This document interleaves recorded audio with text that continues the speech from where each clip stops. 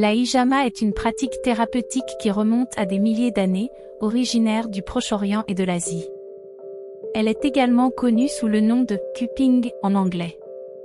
La hijama consiste à appliquer des ventouses sur la peau, afin de créer une pression négative qui stimule la circulation sanguine et lymphatique. Cette pratique est souvent associée à la médecine traditionnelle chinoise, bien qu'elle soit également largement utilisée dans le monde musulman. La hijama est considérée comme une méthode de traitement naturel, efficace pour soulager diverses affections. Les ventouses utilisées pour la hijama peuvent être en verre, en plastique ou en bambou.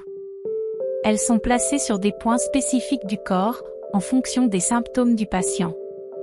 La méthode la plus courante consiste à chauffer l'air à l'intérieur de la ventouse à l'aide d'une flamme, puis à la placer sur la peau. L'air chaud se refroidit rapidement, créant une pression négative qui aspire la peau et les tissus mous sous la ventouse.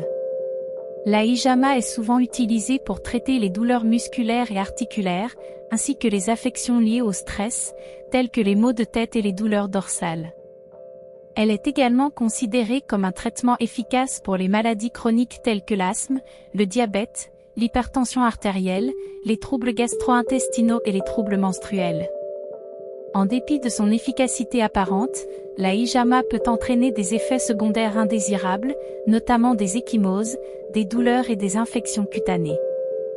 Il est donc important de consulter un praticien qualifié et expérimenté avant de recourir à cette pratique.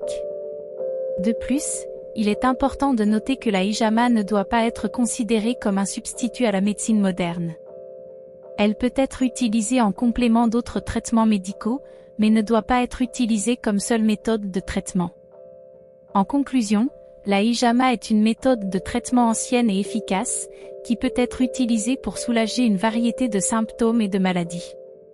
Cependant, il est important de consulter un praticien qualifié avant de recourir à cette pratique, et de ne pas la considérer comme une solution de remplacement à la médecine moderne.